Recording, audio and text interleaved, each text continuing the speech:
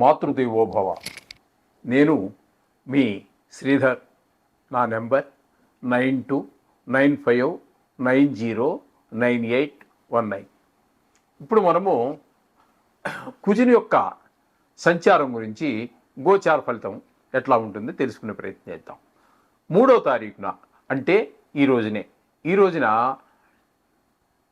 మిథున రాశి నుండి కర్కాటక రాశిలోనికి కుజుని యొక్క సంచారం జరుగుతున్నది. కాబట్టి ఇక్కడ కొంతకాలం అంటే 7వ తారీఖు 6వ నెల 2025 వరకు ఇక్కడ సింహరాశిలో ప్రవేశిస్తూ ఉన్నారు. అంటే 6వ తారీఖు 6వ నెల 2024 వరకు ఇక్కడ కుజుడు ఉండడం జరుగుతుంది. అయితే ఈ కర్కాటక రాశిలో సంచారం వలన ఏ రాశుల వారికి ఏ ఫలితాలు ఉంటాయి కుజుని యొక్క సంచారం వల్ల అనేటటువంటిది మనం సశాస్త్రీయమైన పద్ధతిలో తెలుసుకునేటువంటి ప్రయత్నం చేద్దాము. దీంట్లో అతిశయోక్తులు ఏమీ ఉండవండి. నా పైత్యం కానీ, నా కవిత్వం కానీ, నా ఆలోచనలు కానీ దేనికి మీకు ఇందులో చూపించడం జరగదు. యథార్థం ఎంతవరకు ఉందో అంతవరకే చెప్పదు. అలా అని చెప్పి మిమ్మల్ని భయభ్రాంతులు చేసేసి డబ్బులు ఖర్చు పెట్టించే ప్రయత్నం ఉండదు. దీనివల్ల శాస్త్రం ఎంతవరకు చెప్పింది అంతవరకు చెప్పడమే జరుగుతుంది. అయితే ఇక్కడ గోచార ఫలితాలు ఎప్పుడు కూడా ఏ విధంగా ఉంటాయి అంటే, ఏ రాశిలో సంచారం చేస్తున్నారో ఆ రాశిలో సంచారం చేసేటప్పుడు ఏ విధమైన ఫలితాలు ఉంటాయి అనేటటువంటిది ఉంటుంది. ఈ నెక్స్ట్ చాలామంది దీన్ని ఉటంకించటం లేదు. మన జ్యోతిష్య మిత్రులు వారికి అందుచేత ఆ విషయాన్ని కూడా మీకు నేను తెలియపరచాలని అనుకుంటున్నాను.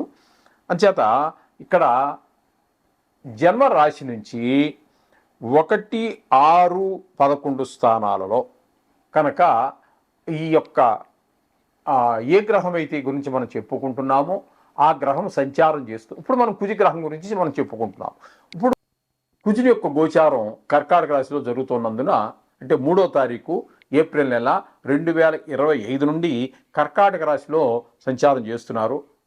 కాబట్టి ఈ కుంభరాశి వారికి 6వ స్థానంలో సంచారం చేయటం వల్ల కుజుడు శుభ ఫలితాలు ఇస్తాడా, అశుభ ఫలితాలు ఇస్తాడా, శుభ ఫలితాలు ఇస్తే ఏ విధమైన ఫలితాలు ఇస్తాడు, అశుభ ఫలితాలు ఇస్తే ఏ విధమైన ఫలితాలు ఇస్తాడు అనేటటువంటిది మనం సశాస్త్రీయమైన పద్ధతులు తెలుసుకునేటువంటి ప్రయత్నం చేద్దాము.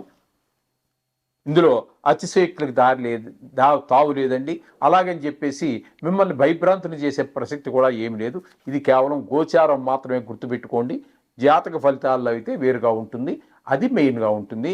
దీని ఫలితం మన జాతకంలో ఇది కూడా చాలా ఇంపార్టెంట్, అందులో ఏమీ సందేహం లేదు. అయితే దీని ప్రాముఖ్యత దీనికున్నది, అలా అని చెప్పి తీసిపారేయటానికి లేదు. అలాగని ఇదే జాతకంగా మీరు పరిగణించక్కర్లేదు. కుజుడు గురించి గోచార ఫలితం ఇది. కుజుడు యొక్క ఫలితం మన జాతక రీత్యా ఏ విధంగా ఉందో కూడా చూసుకోవాలి.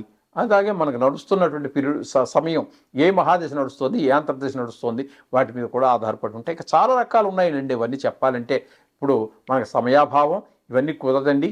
ఇది కొన్ని సంవత్సరాల పాటు అధ్యాయం చేసాం మేము.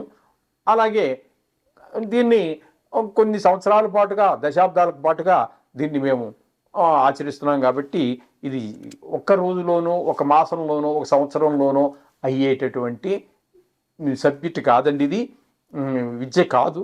అంచేత మీరు ఇది కొంచెం గమనించుకోండి. ఇందులో నా ఛానల్లో నేను చెప్పే దగ్గర ఎక్కడ కానీ అతిశయోక్తులకు కానీ తావు లేదు. అలాగే మిమ్మల్ని భయభ్రాంతులకి గురి చేసేది లేదు. మిమ్మల్ని వెన్ను తట్టి ధైర్యంగా ఉండాలని చెప్పటమే మా ధ్యేయం. అంచేత ఇక్కడ 6వ స్థానంలో కుంభరాశి వారికి కుజుని యొక్క సంచార ఫలితాలు ఏ విధంగా ఉంటాయి అనేది మనం చూసుకున్నట్టయితే చాలా శుభ ఫలితాలే ఉంటాయని చెప్పేసి మన శాస్త్రకారులు చెప్తున్నారు. ఆ శాస్త్రం ఏంటో కూడా ఒకసారి చూద్దాం. వస్త్రలాభ, ధాన్యలాభ, ధనలాభ, యశః తదా మనోల్లాస, ధర్మసిద్ధి షష్టమస్తే కుజే భవేత్ అని చెప్పి మన శాస్త్రకారులు చెప్పారు. ఇది చూడండి, ఇది ఉండటానికి మీకు సాంస్క్రిట్ రాదనుకుంటారు, కానీ చూడండి మీకు కూడా అర్థమయ్యేటటువంటి ఎంత చక్కటి భాషలో చెప్పారో వాళ్ళు. వస్త్రలాభ, వస్త్రం అంటే తెలుసు కదండి, అవి లాభం. లాభం అంటే తెలుసు కదా, వస్త్రం అంటే తెలుసు, లాభం తెలుసు. ఈ సమయంలో మీకు నూతన వస్త్రాలు అవి కలిగేటువంటి మీరు కొనుక్కోవచ్చు, లేదా ఎవరైనా పెట్టవచ్చు. ఇటువంటి సందర్భాలన్నీ కూడా మనకి కుజుని యొక్క 6వ స్థాన పనుల వల్ల వస్త్ర లాభం. ధాన్య లాభ, పంటలు చేతికి రావచ్చు, ధనధాన్య అవి మన పంటలన్నీ చేతికి వచ్చి అందులో పప్పు దినుసులు ఉండొచ్చు, బియ్యం ఉండొచ్చు, గోధుమలు ఉండొచ్చు, ఏ ప్రాంతాల్లో ఏవే పండుతాయో అవి మనకు వచ్చేటువంటి అవకాశం. ధన లాభ, మనం ఎవరు ఏ పని చేసినప్పటికీ, ఉద్యోగం చేసినా, వ్యాపారం చేసినా, వ్యాపారాల్లో కోటాను కోట్లు వ్యాపారాలు ఉన్నాయి, ఏది చేసినా దేనికోసం చేస్తామో ధనం. అటువంటి ధనం కూడా మీకు మీ కష్టానికి తగిన ఫలితం. కొన్ని సందర్భాలలో మీ కష్టం కంటే ఎక్కువ లాభం వచ్చేటువంటి అవకాశం, ధనం లభించేట అవకాశం లభిస్తూ ఉంటుంది. ఏషః తదా, ఏషః అంటే ఇది కొంచెం మీరు అప్పుడప్పుడు తక్కువగా వాడేటువంటి పదం. ఏష అంటే కీర్తి. కీర్తిని మీకు మంచి పేరు వస్తుంది.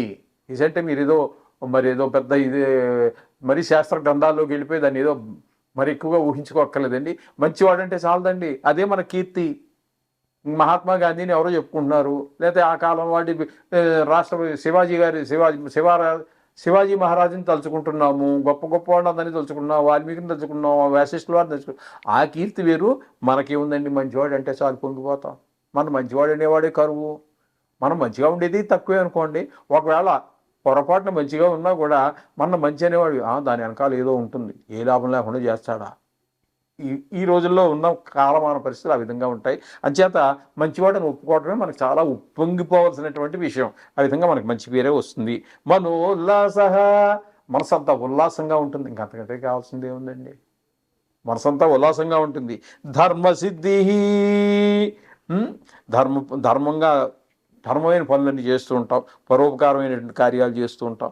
ఈ విధంగా మనకి షష్టమస్తే 6వ స్థానంలో కుజుడు కనుకున్నట్టయితే ఈ విధమైన ఫలితాలు ఇస్తాడని చెప్పి శాస్త్రకారులు చెప్పారు.